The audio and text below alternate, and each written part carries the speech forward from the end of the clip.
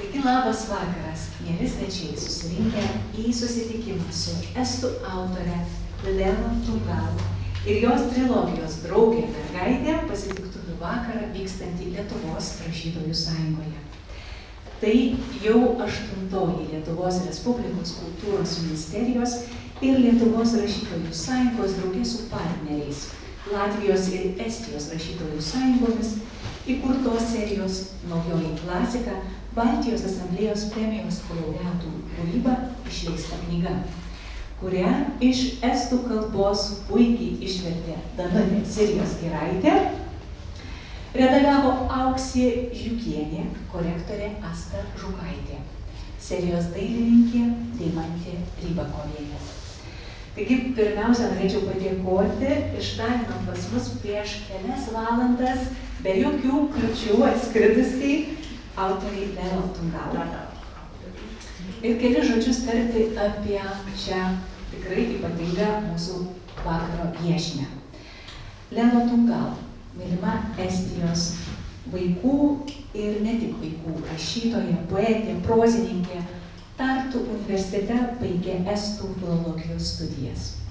Išleido daugiau nei 10 poezijos rinkinių suaugusiems ir per 20 vaikams.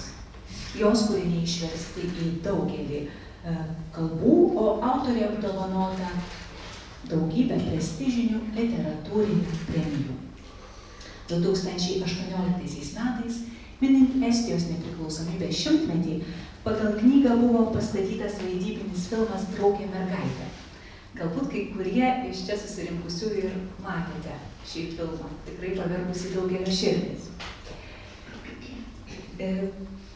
2019-aisiais visa trilogija Draugė mergaitė, kurią mes čia ir turime, šį vakarą matome, ką tik atkeliavusi iš spaustuvės, tai yra visos 3 knygos vienoje vietoje.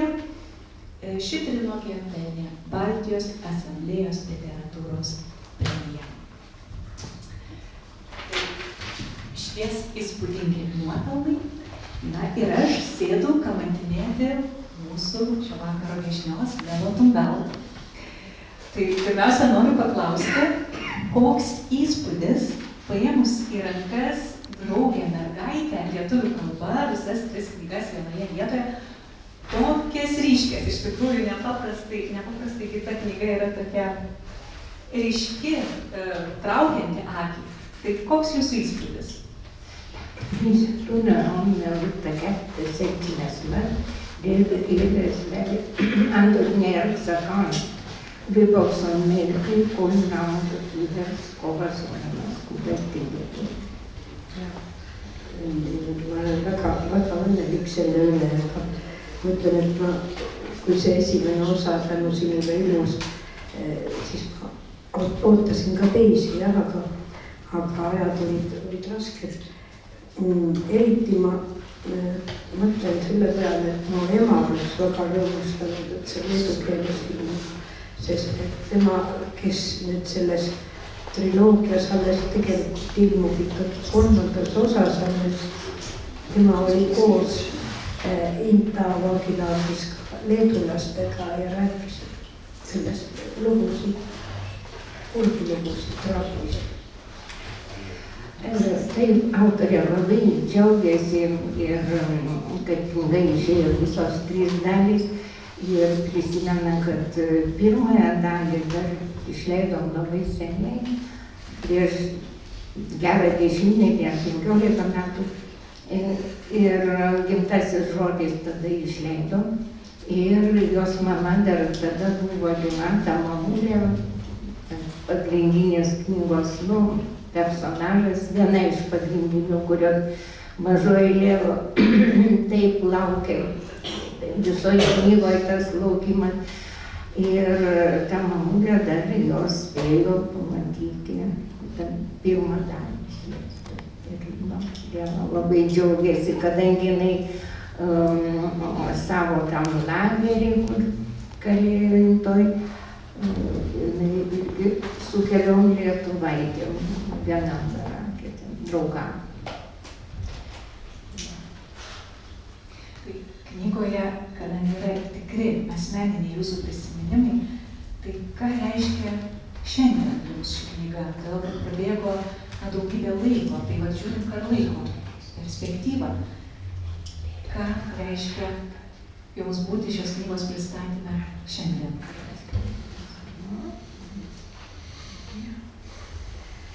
Ja, ma ütlen, et on selle üle jah, väga hea meel, et kõik kolm osa tulid ühes jaos.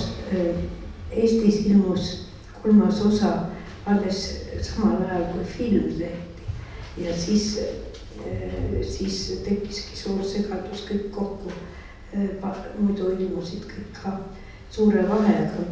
Viimase osaga läks mul väga kaua aega, ma ei saanud järje peale, sest selles osas tuleb ema vangilaagrist tagasi. Taip, autorius sako, dar kartą labai patenkinta, kad išėjo visos 3 dalys ir kad išėjo lietuviškai. Tai jos visi vaikystės prisiminimai. Ir, jinai ilgai negalėjo susiimti ir parašyti tos 3 paskutinės dalies, kada jau mama grįžta iš įkalinimo vietos ir pagaliau išėjo tokį irgi po 10 metų tik tai.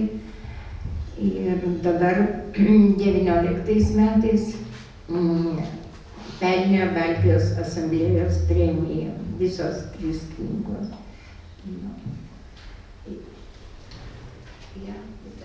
Midagi veel. Ja, tähendab, kui meie Eesti, Läti ja Leedu saatused on olnud väga sarnased. Nagu ma aru sain, olid nad Inta ja Aabessi vangilaagris, hoidsid ka Balti inimesed kokku, sest kõik jõulusid koos, mida ju Vene vangid ei pidanud. Rahvusvahelised laagrid olid. Ja kõigi jaoks, võib-olla sellepärast lätikeelde tõlgid, see peab kõigepealt ja esimene osa ja kõigil on nagu vastu kajanud see lugu. Tegelikult imelik oli see, et näiteks kui vene keeles ilmus esimene osa ja teine osa, ma kartsin minna esitlusele, see oli Moskvas, mõtlesin, mul peaks kuulikindel vest olema, aga võeti väga hästi vastu, see oli enne neid selliseid sündmusi, mis seal on ja kriitikud leidsid, et ka vene lastele peaks selliseid asju rääkima, et teaksid, kuidas Baltikumi joogid tuli. Taip, ir Dievas sako, kad taip pirmiausia išėjo knyga, reiškia ta pirma dalis, irgi išėjo pirmiausia Latvijoje ir Lietuvoje. Paskui gavo premiją ir labai laiminga, kad mūsų Baltijos šalyse išėjo ir trilogija, dabar jau išėjo Latvijoje, dabar Lietuvoje. Ir kadangi ir mama jos ten lagerį, irgi jie labai laikėsi Baltijos šalių. Moteris visos kartu lietuvės, Latvės, Estės buvo labai vieningos ir labai palaikė ir padėjo vienai kitai. Ir autorė labai nerimavo, kad, kaip dabar bus, kai išvertė knygą į rusų kalbą. Jinai važiavo į pristatymą ir jai buvo truputį nedrąsu, bet labai šiltai buvo priimta knyga ir pristatymas buvo labai gražus ir rusų kritikai irgi pažymėjo, kad tokią knygą būtina skaityti, reiškia, ir rusų vaikams, mokiniams rusų, kad jie žinotų, kaip gyveno po karo Baltijos šalis, kol buvo gyvenimas. ta olla keelatud raamatute nimekirjas, ma arvan. Ja need kõik sama, kes viitsid. Nu, taip, autorė sako, dabar turbūt tie, kurie gyrė tą knygą, šiuo metu jau ją veikia ir turbūt ta knyga Rusijoje dabar jau yra uždrausta mokyklose, dabar nebeskaito. Aš norėčiau paklausti, galbūt salėje yra žmonių, kurie kalba estiškai. Yra. Aš dėl viso ko tada paprašyčiau arčiau mikrofoną mūsų viešniai tiesiog laikyti, kad ir jie galėtų suprasti originaliai atsakymai, nes labai tyliai turbūt nesigirdė, aš pagalvoju žmonėms. Ir kadangi paminėjote visas 3 Baltijos šalis, tai norisi paklausti, kokie yra jūsų ryšiai su Vilniumi, su Lietuva, kada pirmą kartą apsilankėte mūsų šalyje, kas tuomet paliko didelį įspūdį, nes žinau, kad tikrai ne pirmą kartą čia viešite. Indrė, bet teatret sa pole esimene kord Leedus ja mis seosin Leeduga ja mis mäljastused liikas? No sa võid öelda, et mul on leedukeelne abielutunnistus. Ütles ära, siis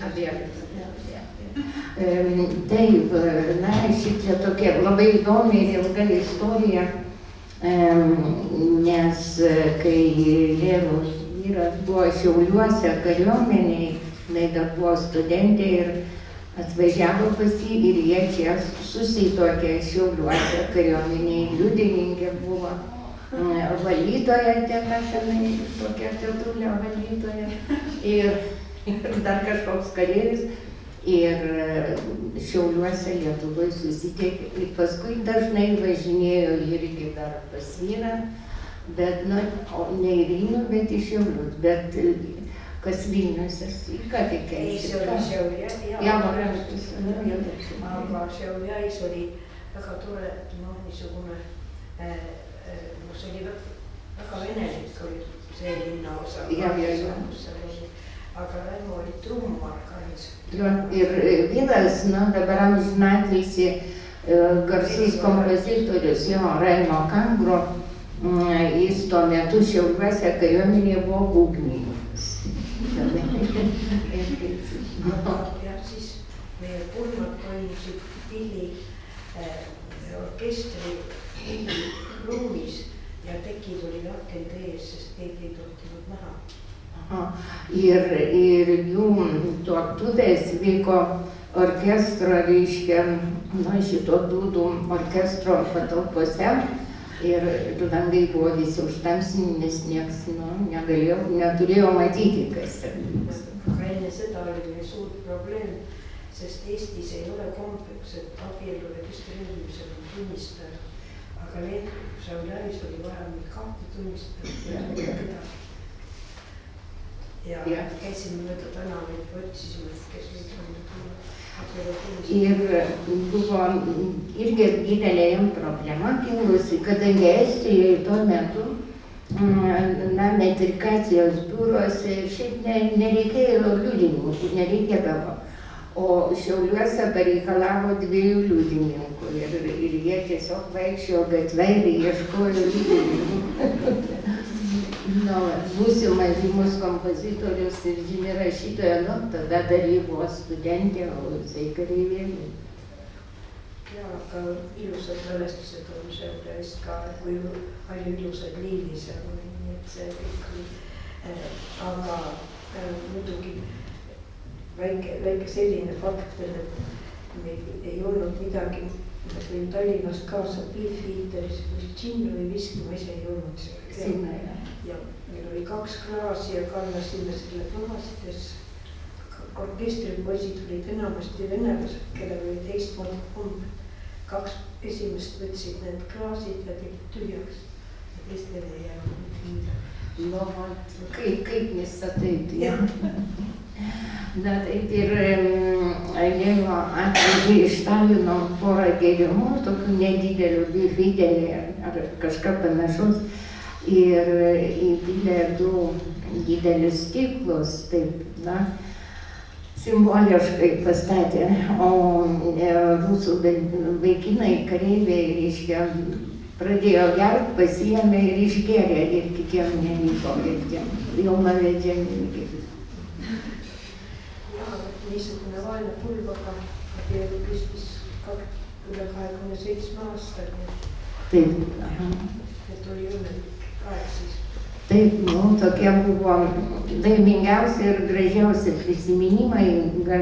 Dažnai važinėdavome į Šiaulius ir iš Šiauliuose labai daug gražių gėlių žydėjo ir žmonės gražūs. Būdėjo tokie mėla prisiminimai. Aš dar įsiterpsiu, kad Kaune Raimo Kambro irgi opera miuziklą Šiaurės mergelė pastatė, kada įsė Kauno muzikinės teatras, rodos 86 metais, Kuandai. Ir tada ir Lėno parašė libretą, tai čia buvo pagal latvių autoriaus Kalbės pasaką Šiaurės mergelė. Ir kažkur 86, o gal net 7 metais, bet jau tokie buvo, tokie priešaušrio jau garsai ir mes labai didžiavomės. Aš irgi, kadangi man teko versti pirmą kartą gyvenime miuziklą, bet kažkaip ištvėriau ir kad toks kaip ir buvo bendras, kaip dabar vaidina projektas, buvo reiškia latvių autoriaus pasakos motyvais, estai parašė, o lietuviai pastatė Kaune muzikiniam teatre. Ir su Ronkailius atmelės pusė Kaunas. Se oli 83 aasta või? Ei, see oli võib-olla 5 või 6. Joo. No 5, jah. 85 ja see oli ka väga ilus.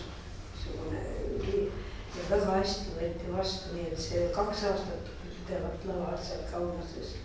See oli Tomarkas oli.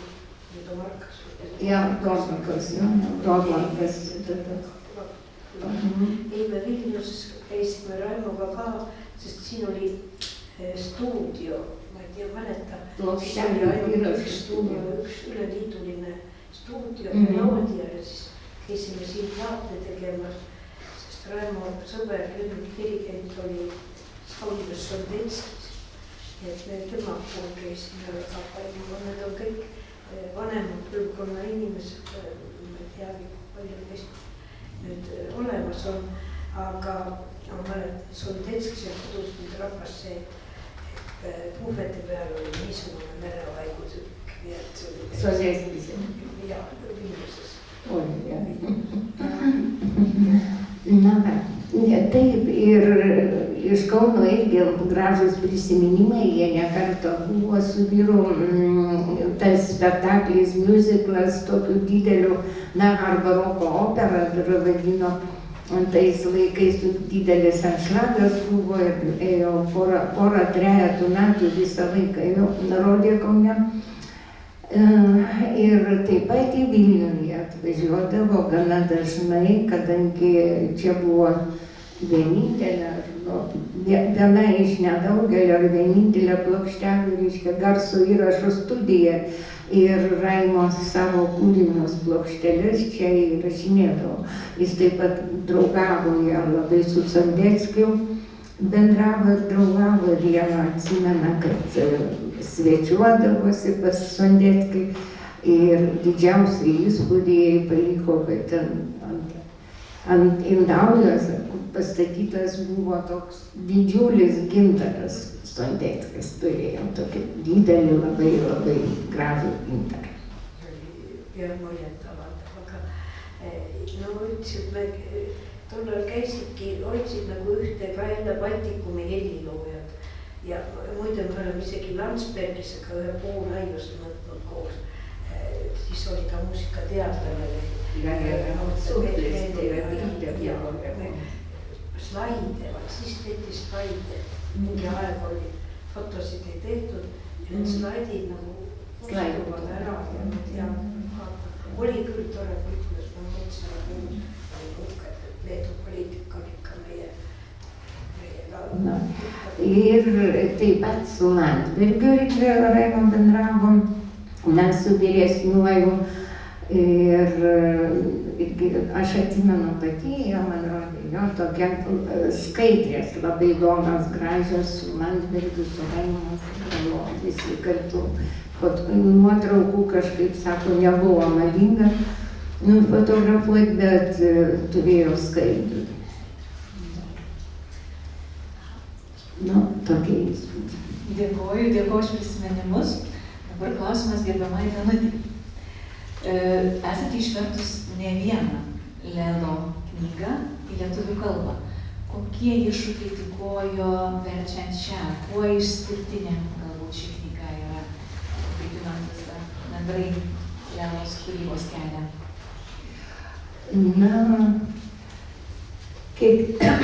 Kiekviena knyga, kiekvienas vertimas, ypač tas miuziklas, kurį kadaise teko versti, toks yra savitas iššūkis irgi ir kiekviena yra ypatinga.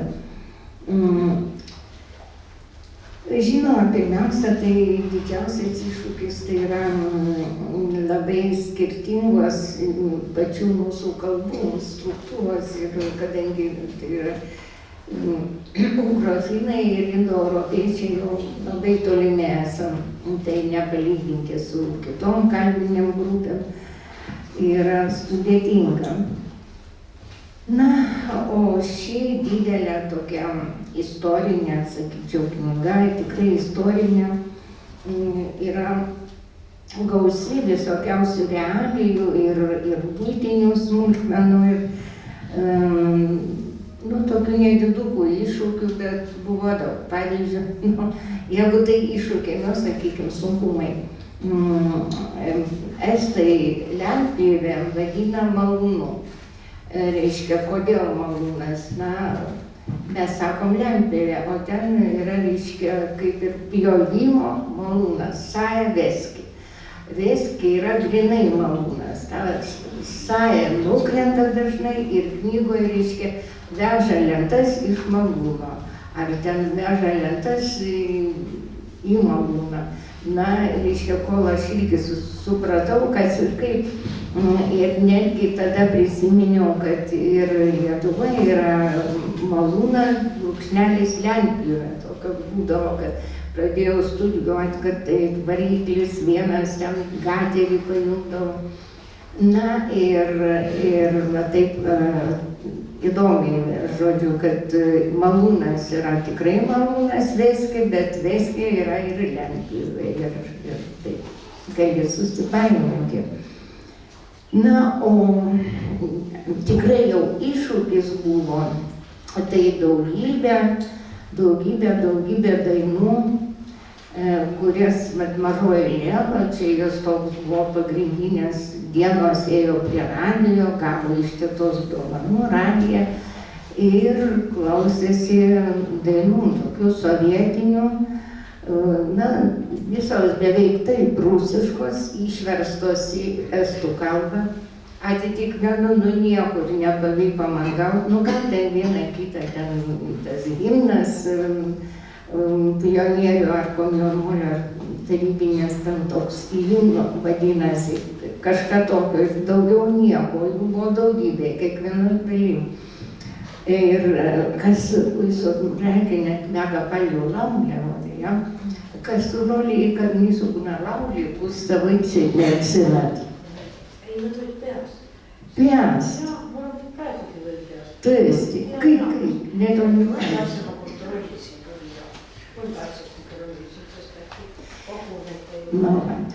autorė yra tikrai fenomenali, nes, aibė tų dainų.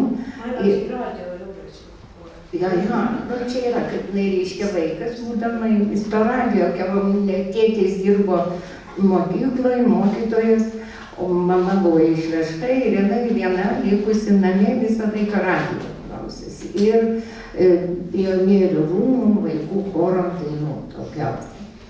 Ir aš buvau įsitikinusi, kad jinai turėjo kažkokį, dainynėlį, bent vieną, bet sako, ne, jinai viską iš atminties čia parašė. Jinai atsimena po šiai dienai visus tuos eiliuotus tekstus daugybę.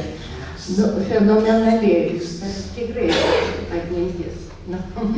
Ir ir dabar toks buvo nuotykis, kad kaip tik buvo gegužės 9 šiemet, aš visai nekreipiu dėmesį ir kad ten taip piktinosi žmonės, ten Facebook'e toks sujudimas, kad eina, reiškia, su vėliavom raudonom ten į karių kapus ir ten. Aš visai, man vienodai rodė, aš skubėjau, man reikėjo išversti ir aš taip netekusi jau vilties, nes matau, reikia redaktoriai atiduoti, o čia dar daugybė tų dainų ir dainelę aš Facebook'e įdedu nuotrauką, kaip tik gegužės 9, kaip tyčia išėjo, reiškia, iš filmo to, kur Stalino portretas, o po jo mokinių choras dainuoja, reiškia, dainą Stalino portretas. Ir aš prašymą rašau po tą nuotrauką, kad mėly bičiuliai, kas turit, reiškia, iš tų laikų, gal turit lietuviškų tekstų, ten pionierių, komjaunuolių ir kitokių dainų, atsiųskit man, nes man gera, man labai reikia. Ir iškart atsiliepia, reiškia, jaunuolis, kuris pirmiausia, reiškia, man parašo, kaip jaunimas dabar mėgsta, Čemadan, vokzal, Rusija. Tada aš jam bandau kažkaip žmoniškai išaiškinti, kad paskaitykit, ašgi rašau, kad man reikia vertimą. Ir pradėjom tada jau messengerį kalbėti. Ir jis man pasakė, nereikia tokių knygų versti, kur čia matyta, kad čia tokias knygas verčiat. Mes įtrauksim jūs į kažkokius tą kolonijų sąrašus, į juodosius sąrašus. Žodžiu, jūs renkate uždraustą atributiką ir dar gegužės 9. Tai tikrai tai buvo. O sakykit, kokio amžiaus skaitytojams yra skirta ši knyga? Todėl, kad tik šiandien iš tikrųjų knyga bus pasiekė, atvyko iš spaustuvės. Ir dar manau, kad tikrai daugelis, kurie nėra skaitę ten atskirai išleistų pirmos, antros dalies, dar nesame susipažinę visi su knyga nuodugniai. Tai nes žinau, kad tai yra mažos mergaitės atsiminimai, bet man atrodo, kad skaityti verta ir įvairaus amžiaus žmonėms. Tai tiesiog tikrai unikali knyga, neapsakomo amžiaus skaitytojai. Ar jūs galbūt galėtumėte apibrėžti tą amžiaus grupę? Mano galva, tai čia aš taip jau seniai įvardinu, priimta tokios knygos yra, net knygos visai šeimai. Nes tikrai su malonumu skaitys ir seneliai, ir prisimindami savo jaunystę, ir vaikai galbūt savo tėvų vaikystę ir jaunystę, o tie, kur mane siuntė Čemadan, vokzal, reiškia, visiškai nieko nežinodami apie tos laikus, galbūt irgi susidomės, patrauks tokiai pagal įtrauki knyga, patrauks ir jaunimas skaityti, taip kad labai įvairaus amžiaus skaitytojams. Galima dar autorės paklausti. Aš irgi norėčiau paklausti, ar Lelo gal taip pat pritarė šeiminčiai, kad tai yra visai šeimai skirta knyga? Ja, intressant, vanus ryhmälle on että nähtytraumat. Ja minä arvan, että se on raamat koko perelle, aga mitä arvad sina? Kui hakkasin kirjutama, siis ma arvasin, et see on lasteraamat tuleb, et ma tahtsin nüüd see laste põlvkond, kes ei tee enam vahet arreteerimisel, küüditamisel ja kõigel. Ja mida rohkem ma edasi kirjutasin, seda ma lasin ennast vabaks. Ma ei piiranud enam ja tundsin, et on tõesti, ta ei ole ainult lastele. Aga kuigi ma tean, et on 10-aastaseid ja selliseid, kes on lugenud, need on niisugused huvilised lugejalapsed, mitte telefonilapsed, eks. Aga nüüd ma arvan küll, et ta on ka täiskasvanutega lõpuks. Taip, autorė, kai pradėjo rašyti, buvo sumaniusi grynai vaikam. tokia, nemažiem 10-mečiam paaugliam, kad, irgi žinotų, kokie buvo laikai, kaip vyko tie trėmimai, kaip, šeimos buvo išskirtos, kaip gyveno jų amžiaus vaikai tuo metu ir ką žaidė, ką veikia, kuo džiaugiasi. Bet po to, reiškia, ilgainiui jai, prisidėjo tokio teksto labiau gal saugesnio ir jau kai baigė, tai galvoju, kad jau tink visai ir suaugusiam. Aga selles mõttes, et on ikkagi läbi lapse pilguga ja ei olegi võtnud hiljem midagi lahti. Taip, sakykime, suaugusiam irgi ir žinoma, be abejo, paaugliam, vaikam ir suaugusiam, bet turint minti, kad tai knyga yra, vaiko akimis regėta, atsiminta ir parašyta mažo vaiko prisiminimų. Sest ma ei tahtnud ka, ma tahtsin väga, et noored näeksid, et selle nõukogude ei olnud ka ainult kommunistid ja metsavennad, vaid normaalsed, tavalised inimesed elasid ka oma elu ja tegid nalja ja kurvastasid ja kõike muud, aga just, et muidu jäi küll vahepeal üleminekul ajal mulje, et olidki olnud metsavennad ja kommunistid Eestis, eks ole. Taip, ir kad ir paaugliai, ir jaunimas, kad jie pamatytų, suprastų, kad nebuvo taip, kaip, reiškia, jiem atrodė, ne? Gal dabar atrodo, kad buvo tik komunistai ir miško broliai, reiškia, geri ir blogi, ir kad, o daugiausia buvo paprasčiausi žmonės, kurie liūdėjo, džiaugiasi, mylėjo ir, šitą norėjo visą skleistą gyvenimą, kad nebuvo vien kažkokie sovietai ir komunistai. Dėkoju Lelo ir Danutei už atsakymus, netrukus pokalbį pratęsime. Aš dabar paprašyčiau Lelo gal perskaityti kelias pastraipas iš knygos estų kalba, tiesiog tam, kad išgirstumėm skambesį ir knygą tiesiog kelis sakinius, nežinau, gal puslapį ar kitą, gal tą dainą, kaip įdomu išgirsti, kaip estiškai jinai skamba. Ir prieš skaitant dar norėčiau klausti, kodėl būtent šią ištrauką pasirinkote? Ja siis Indrė Velkiusi, et miks jūs selle katkendise valitsid, miks tahtsite? Sellepärast, et siin on nagu lapse seisukoht, tähendab siin näiteks kui laps loeb, siis tema jaoks siin ei ole mingit vastukolla, aga kui täiskasvanu loeb, siis tal on seda tõmbab kokku, kui mõelda väike laps, kelle ema on vangis ja vanaema küüditatud ja ta kätte ja mängib rõõmsat rongi küüditamist. Todėl pasirinko Lelo, kad čia gal geriausia irgi tų laikų reiškia,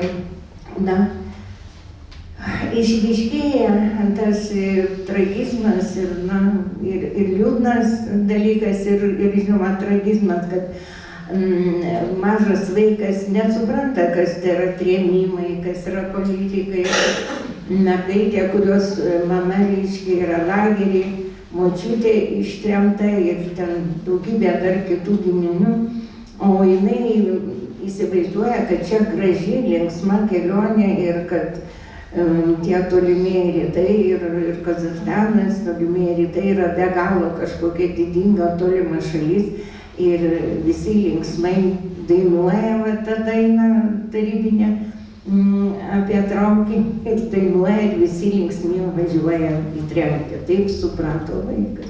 Tai paklausykime tuomet šios ištraukos estų kalbą.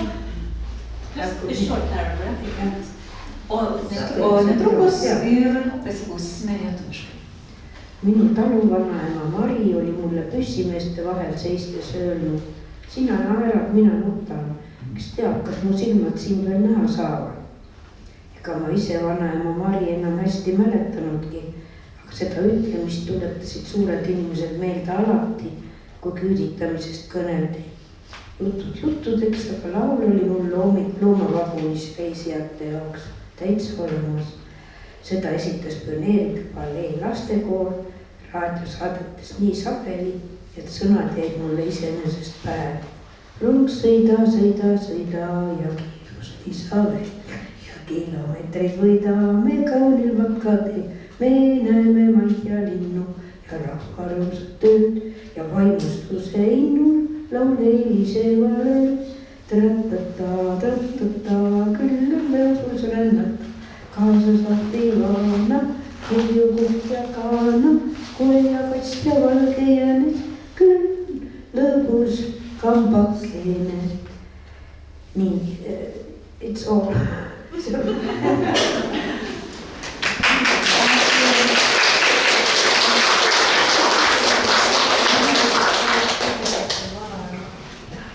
Dėkoju Lelo Tungal už šią trumpą mūsų pralinksminusią ištrauką. Na, dabar pasiklausime, išgirskime, ko mes iš tikrųjų klausėmės.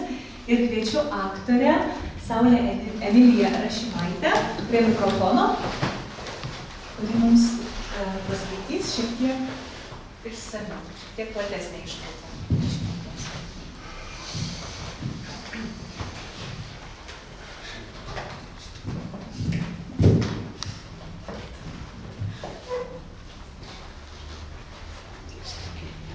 Žuvų taukai ir linksmas gyvulinis vagonas. Kitą dieną teta Anė prakalbo, kad mane reikia kuo greičiau nuvežti į miestą. Vienu šūviu nušausim 2 zuikius, tarė rimtai. Pirma, kreipsimės į gydytojus, kad ištirtų, kodėl tu taip blogai valgai. Antra, mažai mergaitai nedera nuolat būti vyrų draugijoje. Taip niekad netapsi dama. Be to, kai tavęs nebus namie, tata lengviau ras tinkamą auklę. Man nereikia jokios auklės. Kai mamulė sugrįž, aš pasakysiu jai, kad tu norėjai mane nunuodyti žuvų taukais ir kirmelių kiaušinėliais. Va, piktai pabučiau lūpas. Et mergaitė pati nesuvokia, ką kalbi, teta papurtė galvą. Jeigu mamulė apskritai kada nors pargrįž, jau bus leisgyvė senutė. Kažin ar dar ką girdės. Tačiau išvydusi mano akise ašaras, teta pasisodino mane ant kelių, kiek įmanydama stipriau apglėbė ir guviai pareiškė. Oi, tu mano varliukė, negi nesupranti juokų. Aš tik pajuokavau. Kai mamulė pargrįž, ji bus patenkinta, kad tu tapai protinga ir gera mergaitė, ne kokia plevizguojančia prasčiokė. Damos niekada nedainuoja plevizgų, įsidėk galvon. Keistas dalykas. Praėjusią vakarą, valgydama žuvienę, teta Anė pati juokėsi iš vyrų dainuškų ir kalbų, kvatojo daug garsiau už mane. Netgi iš tų istorijų, kurios, mano manymu, netrupučio nebuvo juokingos. O kai rytą rengdamasi mėginau prisiminti vakare girdėtą pupytės vakarienę, anot jos buvau plevizguojanti prasčiokė. Na, kuo bloga šita daina? Vakar valgančią netyčia, pamačiau savo pupytę. Dieve saugok jos pilvuko, nepasotins joks vyrukas. Ko gero valgymas tetai atrodė toks svarbus, kad apie jį negalima nedainuoti. Aš moku ir kitokių dainų, pareiškiau tetai Anei. Aš moku tiek daug gražių dainų, kad ir op, op, op, op, sirpės kriaušės ir granatai lygiana. Op, op, op, op, aš geriausias mus brigadoj lygiana. Sunkiai dūsauju iš meilės lygiana, bet merginoms laiko nėra lygiana. Gerai, gerai. Tada sumojavo rankomis. Jeigu tau nepatinka Viktoro Gurjevo daina, galiu padainuoti ir Veros Nelos dainų, išdidžiai pranešiau. Pati atnešė mums tą radiją, nusijuokė tata. Kai teta Anė jam pasiskundė, kad aš be perstojo traukiu raudonas dainas. Tetos skundas buvo keistas. Jei būčiau jai padainavusi kaklaraištį raudoną turi gerbti visada, dar būčiau supratusi, kodėl ji pyksta. Nes tada Anė raudonos spalvos nekentė iš visos širdies. Bet dainuose apie sirpės kriaušės raudonumo nė lašo nebuvo. Kai mes buvome maži, dainuodavom bėkite namo, vaikai jau žiema ateina ir mūsų katytės dryžų sakytės, bambėjo teta. Dabar nuo pat mažumės vaikams perša tą raudoną šlamštą. Raudona juk tokia graži spalva, ginčiausi su teta. Aš visai nesuprantu, kodėl tu jas nekenti. Dieve mano, persigando teta Anė. Žiūrėk, tik niekam to nepasakok, nes ir mane suims. Ištrems į kalėjimą, taip?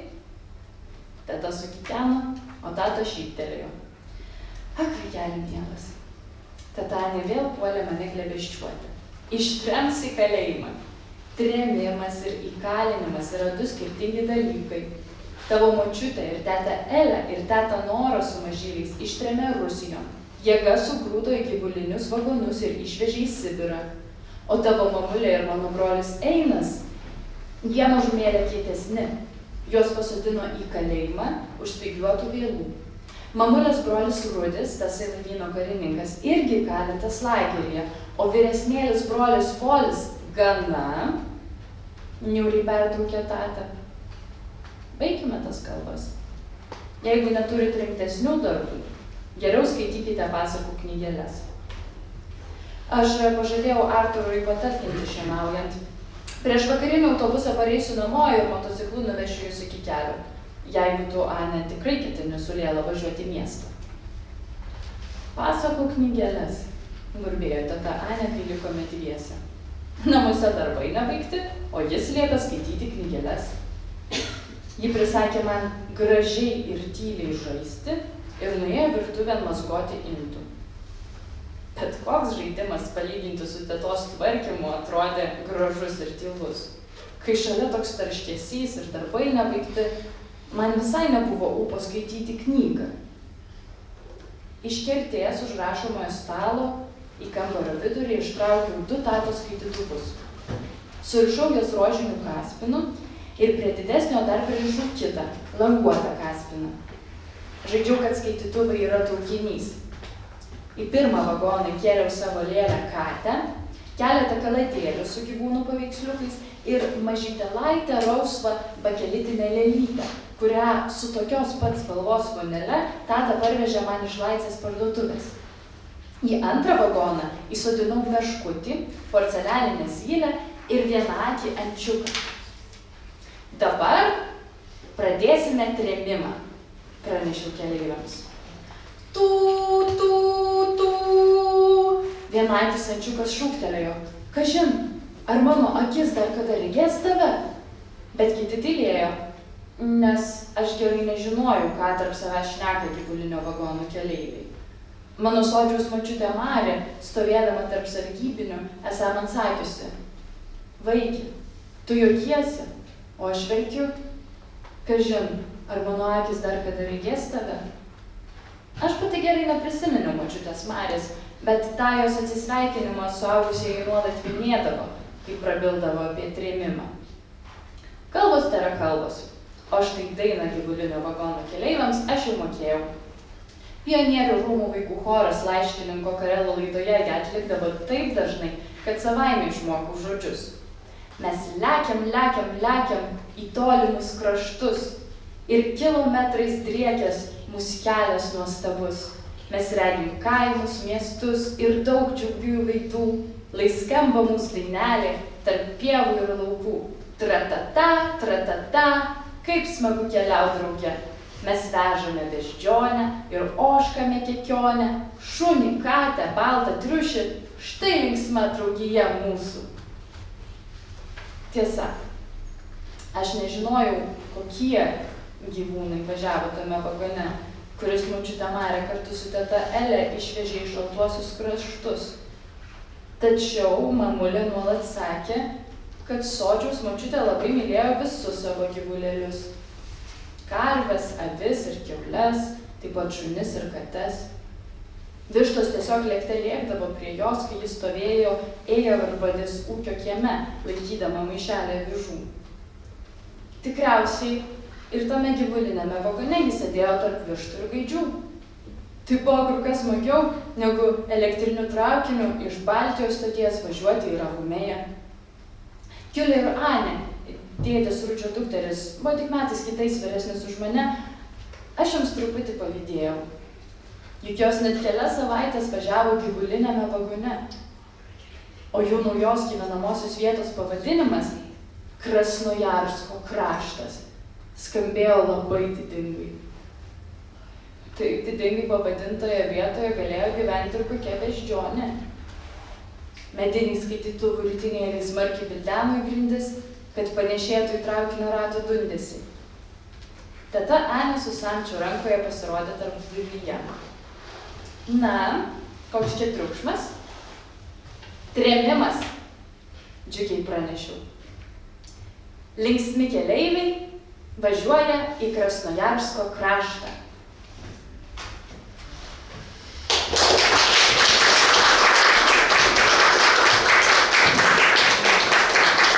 Ačiū aktoriai Saulei Emilijai Rašimaitei, kurią šį vakarą išgirsime dar sykį. Na, aš dabar norėčiau paklausti Leno. Iš tiesų knygoje pasakojamas tragiškas laikotarpis. Kaip turėdama tokią gyvenimo patirtį, jūs vertinate šį laiką? Ar dažnai aplanko mintis, kad istorija gali pasikartoti? Kuidas traagiliste ajalooperioodi, eks ole, kuidas te oma elukogemusi põhjal seda aega tunned, kas mõtled, et ajalugu võib korduda, käib sageli külastamas selline mõte? Päris aus olla siis, kui 22. aasta veebruaris, kui Venemaa alustas oma spetsiaalset operatsiooni ja siis päeva uudiseid vaadates mul läksid silmad märjaks, kui ma nägin neid väikesi Ukraina lapsi ratastega kohvrid kaasas perroonidel ja koerad ja kassid ja muud. Ja mõtlesin seda, et mulle meenusid minu oma täditütred, kes olid 5-6 aastased, neil ei olnud ratastega kohvrit ja nad ei teadnud, kuhu nad sõitsid, ei saanud ka kassi kaasa võtta, aga mõte oli sama, seesama, et peavad inimesed oma lapsed oma kodumaalt lahkuma, oma peredest lahkuma, midagi hullemat ei saa olla. Taip, ja autorė pagalvojo ir ne kartą ir ypač nesujaudino ten, kai prasidėjo vadinamoji specialioji operacija ir kai pamatė perone maži vaikai su ryšuliukais kažkur išvažiuoja, išvežami iš savo namų. Ir, labai sujaudino ir suneramino ir kad, taip jie sako, kad visi vaikai turi būti ir gyventi savo namuose, nebėgti nieko. See ei olnud selline põgenemine, mitte küüditamine ja muidugi teati, kuhu umbes minna, aga ikkagi sama, et inimesed peavad jääma kellegi ahne ja rumala ambitsioonide pärast oma kodust ilma, mida veel tahta hullemat. Taip, kad tie vaizdai iš Ukrainos, žinoma, tai buvo ne trėmimas, tai buvo pačių žmonių bėgimas ir aišku, jie žinojo, kur jie yra, galbūt nebuvo tai baisu. Bet vis tiek tas pats reiškinys ir dabar mintis, kad žmonės turi ramiai gyventi savo namuose ir nebūti varomi, gazdinami ir kažkieno tokių žemų ambicijų.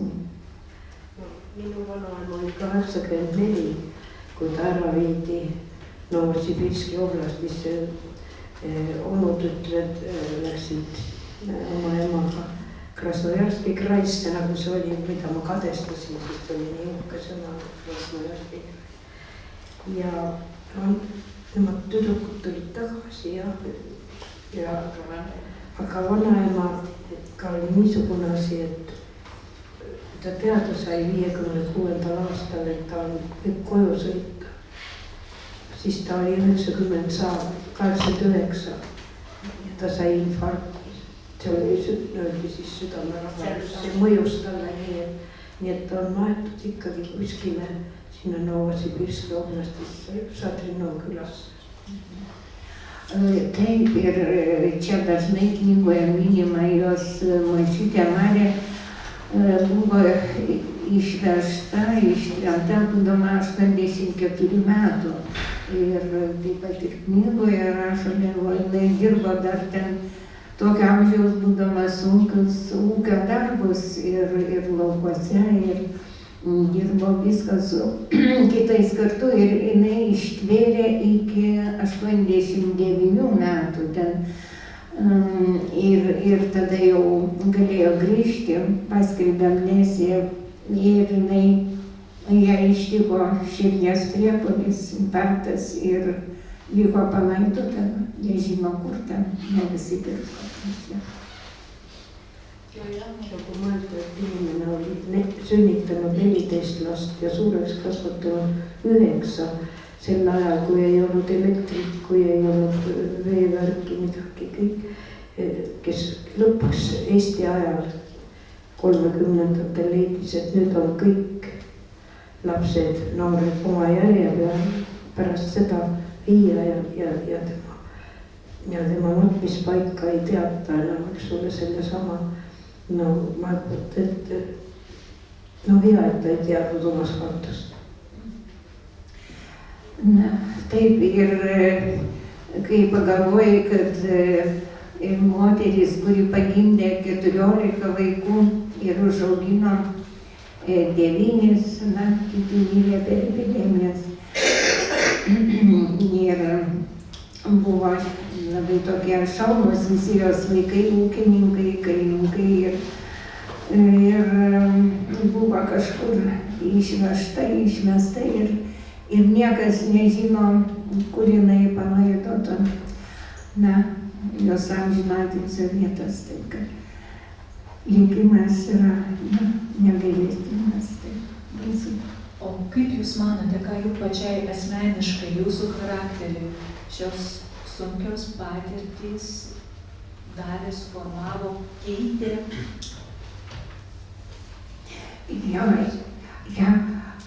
Mida teisäämata, mida need varased ja keerulised kogemused, kõik niisugused, teile endale andsid, just endale, kuidas need kujundasid ja mis mõju avaldasid teie iseloomule ja isiksusele? Ma arvan, et siin Leedus või mingi mõelda ka samu, et mina olen mõelnud, et kui ma oleks elanud Rootsis või Norras kuskil, siis ma oleks praegu palju rahulikum, mõnus vana tädi, kellel on igav, kes käib Aafrikas poisikestega kurameerimas. Na, taip jinai galvoja, kad jeigu jinai būtų gyvenusi kur nors Švedijoje ar Norvegijoje, būtų dabar tokia rami, flegmatiška sena tetulė, važinėtų mašina ir būtų visai kitas žmogus, taip, matyti tą visą įtaką gyvenimą turėjo. Aga seda ei tea, sest nendel on ka stressi ja nendel on samamoodi igasuguseid muresid ja ma arvan, et lihtsalt üks oluline asi, mis minul oli, see oli isa. Ja tänu seda ma olen lugenud nüüd hiljem ka psühholoogide raamatutest ette, et ka vaestused ja kõige ka invaliidid või kes tahes lapsed, nad pääsevad või jäävad püsti, on nagu võilille lapsed, siis kui neil on vähemalt üks inimene, kes neid toetab ja keda nad võivad alati usaldada. Na taip, bet ir su tom švedų tetulė nežinia, kaip ten yra, kadangi visi turi savo visokių stresų, išgyvenimų, nelaimių, bet svarbiausia jos gyvenime, aišku, tie traumatiniai įvykiai labai paveikė, bet svarbiausia, kad ir va čia ir knygoje aprašoma, visą laiką šalia savęs turėjo, jautė ir didelį draugą mylintį žmogų, savo tėtį, tatą, kaip vadina knygoje, ir tas tata buvo visą laiką šalia, buvo jos užnugaris, užuolėje. Ir todėl kiekvienas vaikas, jeigu jis augdamas, kad ir sunkiausiam sąlygom, turėtų bent vieną žmogų, kuris visą laiką jį palaiko, myli ir būna šalia, na, tas žmogus užaugtų tiesus. Galbūt kas nors iš susirinkusių šį vakarą mūsų klausytojų norėtų užduoti klausimą rašytojai Lena Tungal arba vertėjai Danutei Sirijos Giraitei. Jeigu taip, tai prašau, įsidrąsinkit ir prinešiu mikrofoną. Tai nereikia mikrofono. Aš esu patyręs, kad estai patys verčia į rusų kalbą ir patys leidžia kai kurias knygas. Aš bent vaikų literatūros esu matęs. Kaip buvo su šita knyga rusų kalba, jinai leista Estijoje? Ir ar ta situacija, tas vertimas į rusų kalbą ir leidimas savo šalyje, ar tebegyvuoja, ar pasikeitė? Ja, tietysti. Minä itsekin olen nyt ja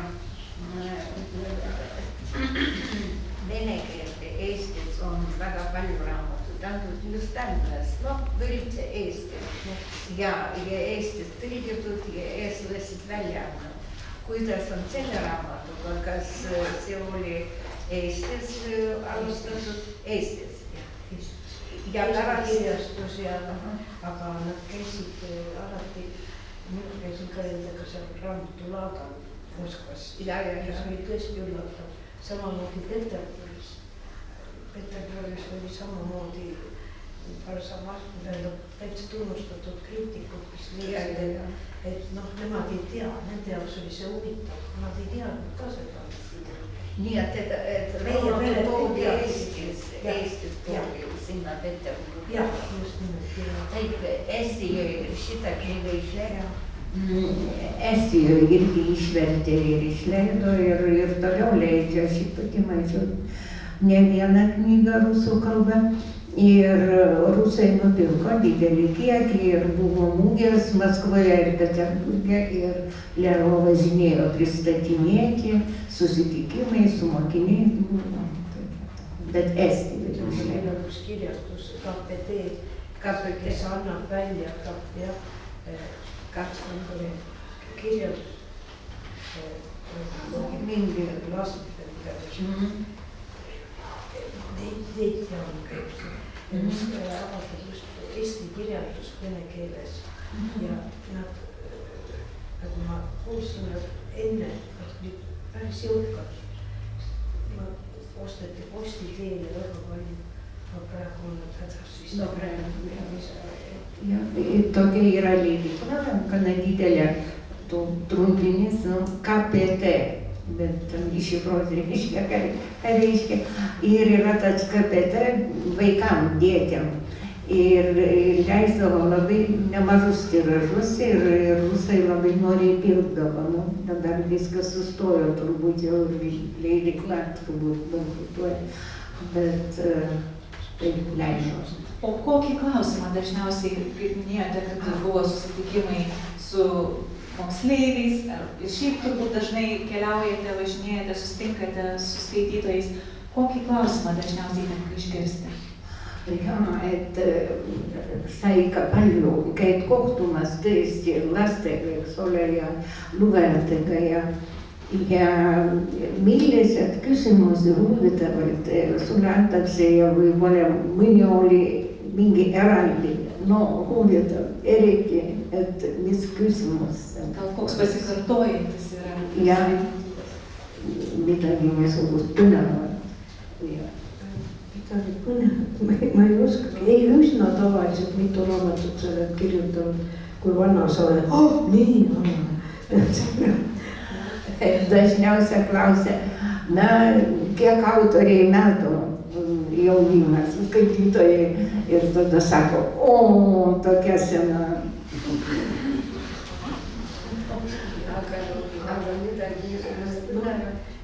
Midagi väga põnevat ei ole, tähendab, siiski on olnud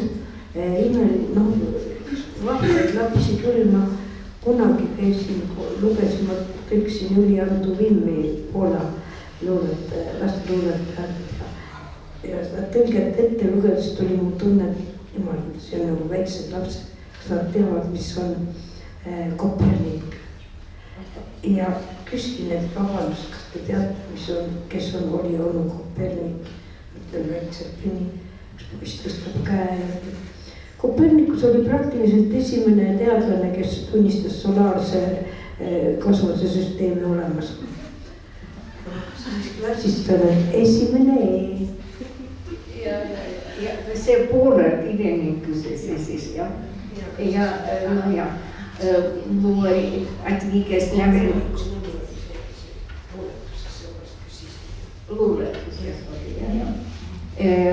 Lenkų rašytojas ir susitikimas buvo su moksleiviais ir ten eilėraštį poezijoje buvo apie Koperniką ir Koperniko pavardė. Ir tada paklausė vaikai, tokie mažiukai buvo ten vaikai, pradinukai, ar žinote, kas buvo Kopernikas. Ir pakėlė ranką toks mažiukas, atsitojo ir pasakė, reiškia tikrai, ką išrado Kopernikas ir kas jis buvo, sakė, iš kokios klasės, iš pirmos E.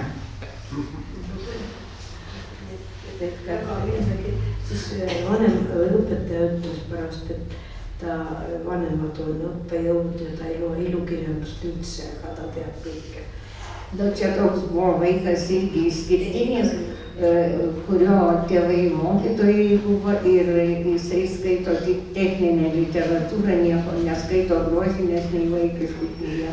Nu, pirmokas, kaip enciklopedijos. Galbūt dar kas nors iš klausytojų susirinkusiųjų norėtų užduoti klausimą prieš man paprašant Saulės skaityti antrąją ištrauką. Na, salėje tyla, tuomet kviečiu aktorę Saulę Emiliją Rašimaitę paskaityti mums dar vieną ištrauką. Prašom, iš draugės mergaitės trilogijos, kurią šį vakarą ir susirinkome pristatyti.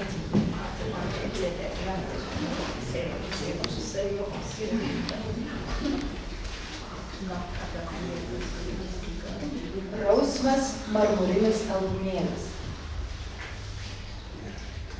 Sirkas sulojo dar prieš pasigirstant daužimui kumščiu į duris. Mamulė beldžiantiems į duris atsakydavo trejopai. Dažniausiai tardavo prašom, bet jei būdavo įpusėjusi kokį namų ruošos darbą ir nesusišukavusi, šūktelėdavo vieną minutėlę, o prastai nusiteikusi, liūdna mamulė klausdavo, kas ten? Tad aš irgi šūktelėjau, kas ten? Nors puikiai žinojau, kad už durų tyko tas bjaurus juodišius. Dėl tatos niekad negalėjau būti tikra. Tarpais ryte eidamas į mokyklą jis mane užrakindavo, tarpais palikdavo duris nerakintas. Šįryt raktas kyšojo duryse iš vidaus.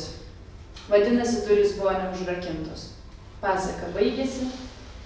Juodišiai nėra ne perpus tokie vaikiški kaip vilkas pilkas, kuris ožiukų klausimas parodo savo leteną. Kas ten? Dėl viso ko ir antrą kartą paklausiau, stengdamasi, kad mano balsas skambėtų kuo pikčiau. Juodišius nesitikė atsakyti. Jis įžengė vidun, nustūmė aulinių pripuolusio uostinėti skalikę ir žiūrėdamas į mane nusišaipė. Na, noras niūniuoti daineles praėjo, ką? Sukaupusi visą drąsą pareiškiau. Mamulės ir tatos nėra namie. Puikiai žinojau, kad gera mergaitė pirmiausia turi pasisveikinti su suaugusiuoju, bet negi jo vaipimas imsi ir atsakysi. Sveiki! Vyras daugiau nesidomėjo mano niūniavimu, Nė nežvilgtelėjęs į mane ir neištaręs man nė žodžio, nuėjo į svetainę. Nutipenusi jam iš paskos vėl šūktelėjau. Mamulė su tata nėra namie. Aš ir pats žinau, burbtelėjo vyriškis, ištraukdamas didįjį rašomojo stalo stalčių. Mamulytė jau ten, kur reikia. Tėtušio bylą kol kas tyriama. Mamulės ir tatos daiktų negalima liesti, perspėjau, o ašaros gniaužė gerklę. Tata turi grįžti namo. Kur čia tie nuotraukų albumai? Juodišius tartum negirdėjo, ką sakau. Kurį laiką pasiknaisiojęs po rašomojo stalo stalčius paliko jos ramybėje. Šįkart jis neišvertė jų ant grindų. Žengtelėjo tiesiai prie knygų spintos. Atplėšė jos apatinės dureles, lyg būtų perskaitęs mano mintį, kad nesakysiu jam apie ten sudėtus albumus. Taip negalima, norėjau surikti, bet nepajėgiau ištarti nė žodžio. Aš jau žinojau, kad Juodišius yra stipresnis už mane. Ir šiaip būtų keista purti žmogų, kai tas nekreipdamas į tave dėmesio tupi ant grindų ir vieną po kito sklaido mamulės ir tatos nuotraukų albumus, tartum būtų tenai kažką palikęs. Ha! Pergalingai riktelėjo Juodišius, atvertęs tatos sporto albumą. Štai kur mūsų tėtušiukas marširuoja su trispalve vėliava. Velnio neštas buržujų pakalikas. Krekšt! Išplėšė nuotrauką iš albumo. Mamulė ir tata neleidžia draskyti savo daiktų, sušukau žiūrėdama, kaip vyras išplėšė iš albumo dar kelias nuotraukas ir tamsiuose puslapiuose liko boluoti klijų dėmės. Juodišius pakėlęs galvą įsistebėjo į mane savo mažomis šviesiomis akutėmis. Tai panelyg ne daiktai, o daiktiniai įrodymai. Vot. Mamulės jaunystės laikų albumui jis skiria daugiau dėmesio, nes jame po kiekviena nuotrauka baltų rašalu buvo išraištyti įrašai, kurie jį ypač domino. Taip, vot, kalbėjo pats su savimi, nagrinėdamas pavaizduotų žmonių vardus.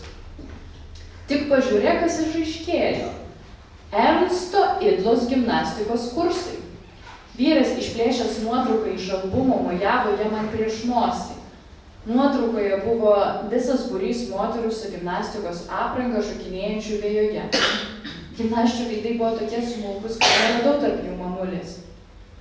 Idla, žinomas švedų žvalgybos veikėjas, nudžiugo Juodišius. Vadinasi, toji tavo mamulytė be kita ko ir šnipė. Tai kvepia dar vienu straipsneliu.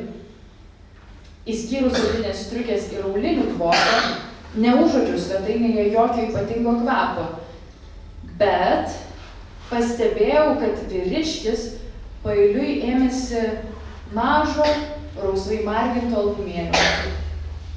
Mūsų mielas rausvas marmurinis albumėlis, buvo pratusi sakyti mamulė, klijuodama į jį naujas nuotraukas. Kad ir kas ištiko kitas nuotraukas, šito albumo Juodišiaus rankos nieku gyvu neturi liesti. Ne, verčiau mirtis. Stvėriau marmurinį albumėlį nuo grindų, kol Juodišius nespėjo jo pasiekti ir puoliau į virtuvę. Povelnių šūktelėjo vyras ir keliais žingsniais prisivijo mane. Tuokšto jau pat, ar girdi, išga man. Sirka, šiaip nepuolanti žmonių, piktai prišoko prie vyriškio ir suleido dantis jam į striukės rankovę. Tas nukratė kailytę ir taip spyrė, kad ji inkšdama nulėkė virtuvės kertėn. O aš išpuoliau į kiemą ir negalvodama leidusi mokyklos pusėn, kurgi daugiau, juk Zatopakas buvau tik žaisdama, o miško kelyje Juodišius mane bemat sugautų. Mokykloje bent jau turėjau vilties kur nors pasislėpti. Mano minkštos kambarinės šlepetės žliugsėjo per balas ir net nesigręžiodama atgal jutau, kad Juodišius tuoj mane sučiups. Čia atsivėrė mokyklos durys ir pro jas išėjo pačiu laiku trejetas vyrų. Tata, dėdė Arturas ir arkliukas Janas. Tata, gelbėk, surikau iš visų jėgų. Tuo pat metu Juodišius stvėręs mane už pečių supurtė taip stipriai, kad rausvas marmurinis albumėlis krito man iš po pažasties.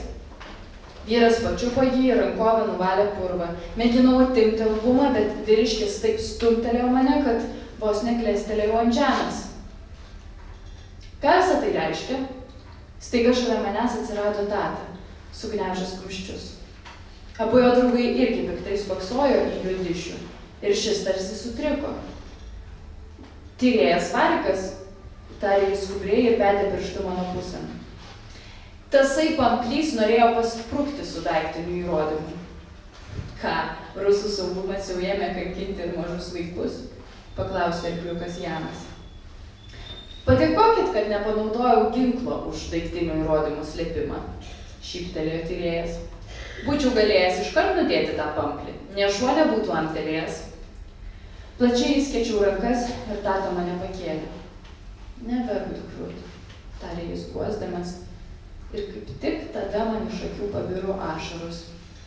Anksčiau lyg nebuvo kada galvoti apie verkimą. Neleisk Judišiui žiūrėti mano lupumo, sukūkčiau tatai ausį. Juk žinai, ten mano nuotraukos, kur esu visai plika, matyti bamba ir viskas. Tačiau tyrėjas Varikas, jau atskleidęs rausvą marmurinį albumėlį, vartė jį dar naršiau nei mamulės ir tatos albumus. Lėlė 2 mėnesių, Lėlė pusės metų, Lėlė 2 metų, skaitė tyčiodamasis. Jis peržiūrėjo albumą nuo pradžios ligi pabaigos keletą kartų, tarsi nuotraukos būtų galėjusios pasikeisti. Bet viskas liko pasenovį. Pirmuosiuose puslapiuose tie gėdingi paveikslėliai, kur aš nugutėlę guliu ant močiutės Marės aukštos languotos antklodės, o iš paskutinių nuotraukų žvelgiau tvarkingą, su kuokšteliu surištų plaukų ir mamulės nunerta suknele. Kas per velniava? Tyrėjas Varikas nusispjovęs stipriai pakratė rausvą marmurinį albumėlį. Laimiai mamulė buvo labai tvarkingai priklijavusi visas nuotraukas, nė viena jų neatplyšo ir nenukrito į purvą. Še! Svietys albumą tatai į rankas. Apsigrėžė ir, nieko nepridūręs, nužirgliojo prie savo automobilio.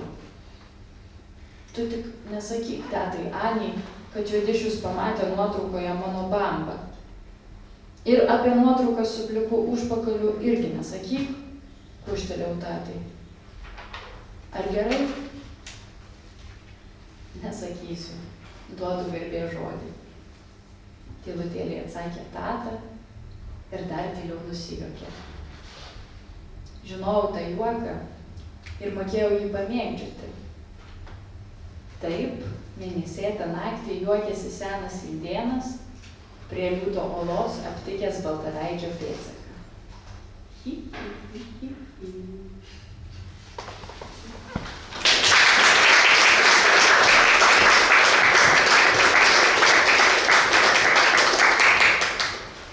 Ačiū aktoriai Saulei Emilijai Rašimaitei. Taip pat dėkoju Lelo Tungal, atvykusiai pas mus šį vakarą iš Estijos, vertėjai, knygos vertėjai ir šį vakarą mums padėjusiai susikalbėti Danutei Sirijos Giraitei ir žinoma visiems jums čia susirinkusiems kartu pasitikti trilogijos Draugė mergaitė. Primenu, kad knygų Naujoji klasika Baltijos asamblėjos premijos laureatų kūrybos serija nebūtų įgyvendinta be Lietuvos Respublikos kultūros ministerijos palaikymo ir paramos. Tad nuoširdžiai dėkojame jiems ir ypač profesionaliosios kūrybos ir tarptautiškumo politikos grupės patarėjai Grupei Lazauskaitei. Noriu priminti, kad tik iš spaustuvės atvykusią trilogiją galite įsigyti Rūbinėje prie įėjimo ir tariu iki kitų susitikimų kitais metais šios serijos knygų pasitiktuvėse. Ačiū Jums visiems, jau bus vakar.